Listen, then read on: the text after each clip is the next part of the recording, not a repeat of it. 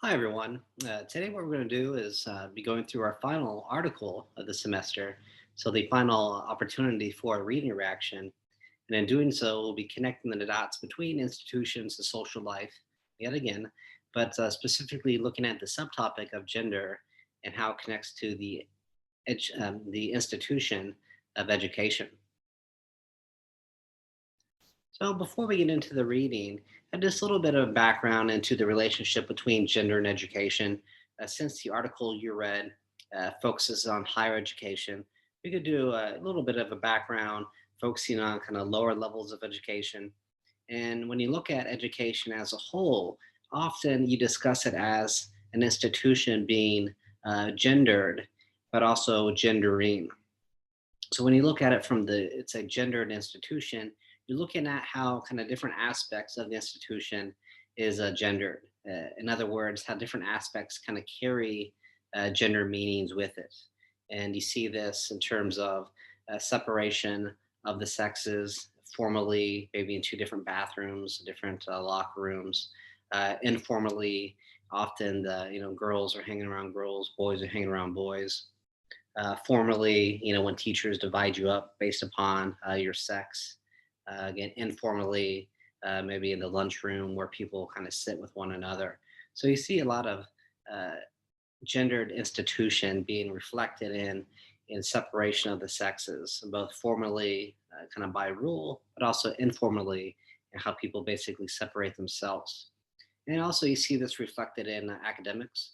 So, certain subjects, certain later on majors, often are gendered. So you have kind of academics for her and academics for him. Again, culturally speaking, we kind of see it as more of a male field or a female field.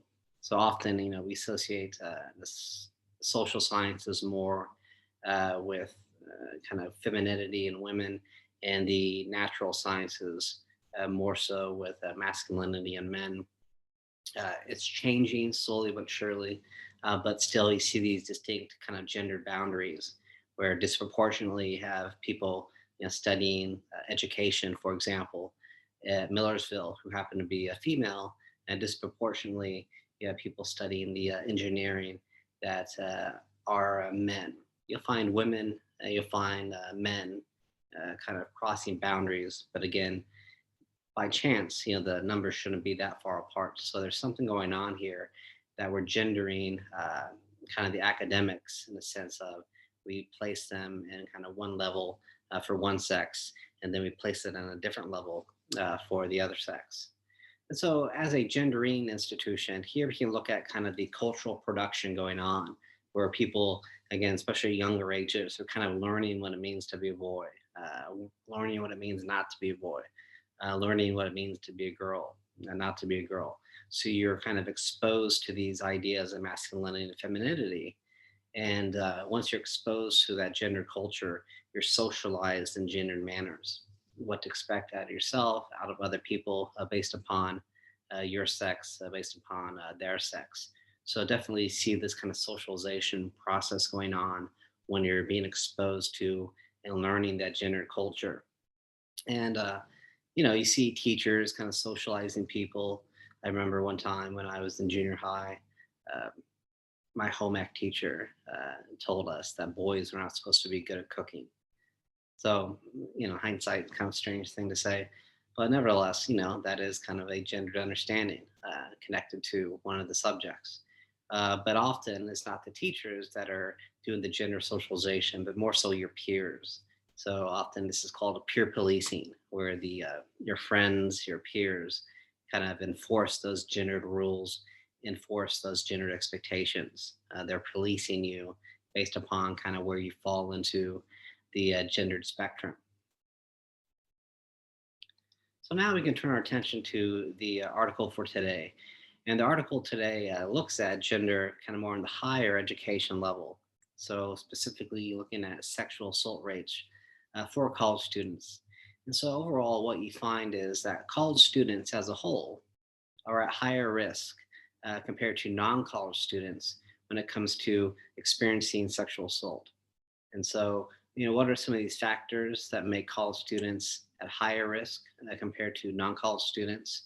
Um, The kind of culture of university life is often kind of focused on a partied center mentality.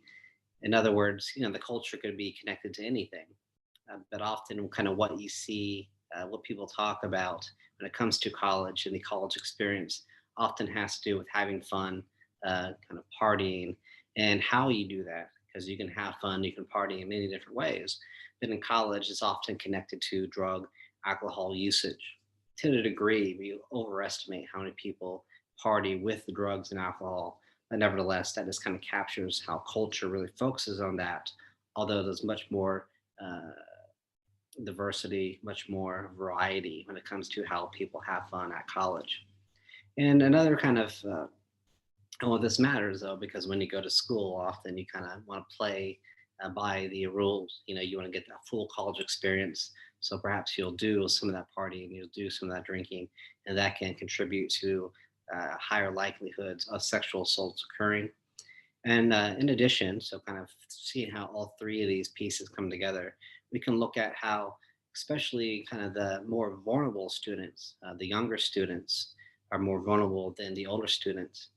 It comes often down to the younger students are pushed out into, pushed away from relatively safer spaces, like your dorm, for example, like campus, for example, to relatively unsafe places. Again, statistically speaking, you're pushed outside to house parties, you're pushed outside to fraternity parties. And here, the spaces are kind of dominated often by men. And this kind of controlling the space again comes with an increased likelihood of sexual assaults occurring compared to if you're staying in your sorority. Well, sororities can't have parties, so then all sorority members have to go out to the fraternities or to the house parties, where again, statistically speaking, they're not as safe spaces when it comes to sexual assaults.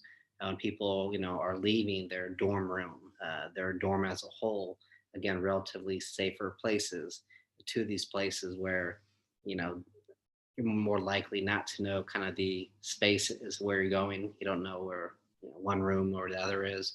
You don't know the people as much. So again, on top of this, the drug use, drinking, on top of this, people just wanting to have a good time and experience college to its fullest. All three kind of come together to promote this higher likelihood of sexual assaults occurring. So, recognizing that, we can recognize that some college students are more at risk than others. And what the research here focuses on how sexual gender minority students are more at risk compared to what we can say as sexual gender majority students. So basically, kind of the heteronormative student, this in terms of kind of the identifying with heterosexuality, identifying with kind of the traditional male masculinity or female femininity. Those students are at a lower risk compared to the sexual gender minority students. You identify with a different sexuality, you identify with a gendered composition that is seen to be non traditional. So, the article wants to look at this, so why is this and how can it be changed? And so, to investigate this, the author looks at social environments and specifically within environments, is there student inclusiveness? Do students feel like a fish in water or do they feel perhaps excluded, a fish out of water? And how does that perhaps contribute to the higher levels, higher likelihoods of sexual assaults occurring for these sexual gender minority students? And so they say, when you look at inclusiveness, exclusiveness on a campus, the more excluded, the more kind of you're the fish out of the water type of group on campus, the more likely you're going to experience harassment during college. And this could be connected to any variable. It could be sexuality, could be gender, could be race, could be age, could be class. So if you're kind of seen as not being a part of the campus and you're excluded, you're going to be more likely to experience harassment compared to the alternative. No matter your class, age, race, sexuality, gender, no matter what it is, if you feel included, you're less likely to experience the harassments. So there is something going on. Higher levels of inclusiveness comes with lower levels of harassment. Higher levels of excludedness comes with higher levels of harassment during college. And so, what's still linked to sexual assault? So, the research has been done, and research kind of shows the harassment connection to inclusiveness. But how does this maybe tie into a sexual assault? It's one thing to be perhaps verbally harassed, but it's another thing to be physically harassed. So, how can we maybe connect the dots here? And so, what they looked at specifically is the campus climate. Specifically, is there inclusiveness or is there exclusiveness? And then they looked at college sexual assault rates and demographics, how you identify when it comes to your sexuality, your gender, so on and so on. So the findings, they did basically find, what you would hypothesize in the situation, kind of knowing the prior research. You find that when there is lower levels of student inclusiveness, so when people don't feel included, when they feel excluded, then that correlates with higher uh, chances of sexual assaults. So there's something going on that kind of mirrors the harassment. When people do feel excluded, they're more likely to experience the sexual assault. And when they feel included on campus, they're less likely to experience the sexual assault. So that's what we find. But the trick kind of gets into why do we find what we find? How can we really explain the findings? And so they give a couple different reasonings on why this could be occurring. So if you're othered, if you're stigmatized on campus, maybe students will be more likely to see you as a target. So if you don't see somebody as kind of a real person or at least part of your group, maybe you'd be more likely to target them for harassment and more likely to target them for sexual assault too. And they could look at maybe if you're othered on campus, if students don't kind of see you as part of the group, they'll be less likely to intervene in these situations. So the kind of bystander intervention may be lacking in these situations where your fellow students don't see you as one of the group. Or on the other hand, if there is inclusiveness, then maybe people are more likely to intervene. Thus, you could talk about why the rates are lower at the more inclusive schools.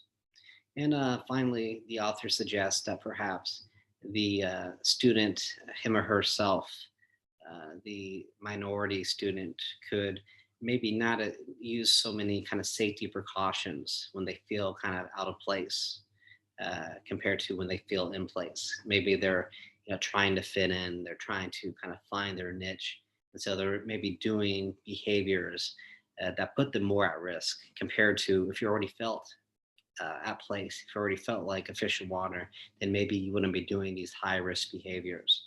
So again, more research would need to be done to kind of explain the findings, why you found what you found. But there are some suggestions, some directions for future research that could look at what they found for today. So overall, what they found for today should be studied later on to get more in-depth understanding of the research. But you can use the research for today to kind of build more inclusiveness. So to try to get rid of the exclusiveness that goes on campuses and build more inclusiveness when it comes to these minority students. And if you can do that, then hopefully overall, with the higher levels of inclusiveness, you drop those levels of harassment, you drop the levels of sexual assaults occurring. And so you can really implement this in terms of administrating, coming up with programs for students, for organizing college as a whole, staff members becoming educated about inclusiveness and exclusiveness when it comes to how you teach in the classroom, how you approach different topics, and then also on a student level, students among themselves can try to promote the inclusiveness, and in doing so, all things can come together to minimize the likelihoods of these sexual assaults occurring. So, I'll leave the article there for today, but what I do want to touch on is the final in-class assignment. So the 10th in-class assignment for the semester asks you to look at the subtopic of gender, but we're going to turn our attention to the institution of sport. So basically, you can look at sport and recognizing how it provides kind of a culture for people, a very gender culture often. It kind of socializes people often in gendered ways, masculinity and femininity, but also it really operates to kind of separate the sexes. And often it's easy to socialize them when you have girls and boys, women and men in different spaces. So, nevertheless, sports is interesting because it's very traditionally gendered in a lot of aspects, but in some aspects, you can actually cross gender categories. Guys can be emotional, they can cry, they can slap each other on the butt, and if you do that on the court or on the field, that's okay. But if you do that kind of off the court or off the field, you slap another guy in the butt, you may be perceived as unmanly. If you cry, show those soft emotions, again, you may be seen as unmanly. So off the field, you can't do it, but on the field, you can, do these feminine type behaviors. Likewise, with women, if you come across as being aggressive, um, kind of dominating the classroom or at work, people may see you as unwomanlike. But if you come across as assertive, aggressive when you're playing a sport, yeah, you get away with it. You get kind of that longer leash when it comes to performing, again, what's often defined as masculine traits. So, with that being said, we're going to look at for the in-class assignment for today, how sport really operates to kind of separate the sexes and kind of rather than treating athletes as athletes, you treat athletes as boys and girls. You treat athletes as women and men. So, part one of the in-class assignment asks you to kind of capture this. What are his and her sports? What are sports considered for girls and women?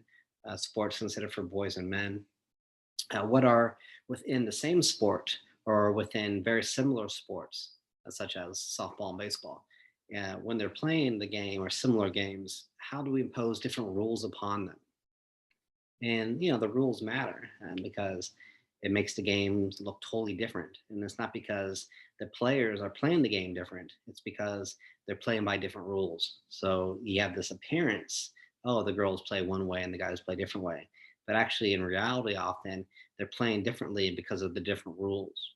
And I'm a big fan of ice hockey, and often the women's ice hockey have strict rules in terms of physicality, and the guys' games don't.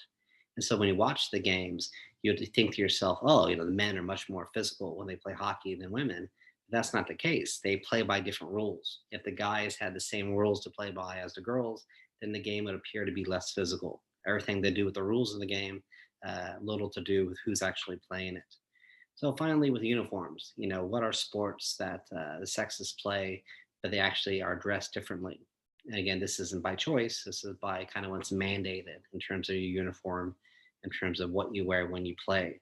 So provide two examples of the different uniforms, different rules, and then two examples of her sports, two examples his sports.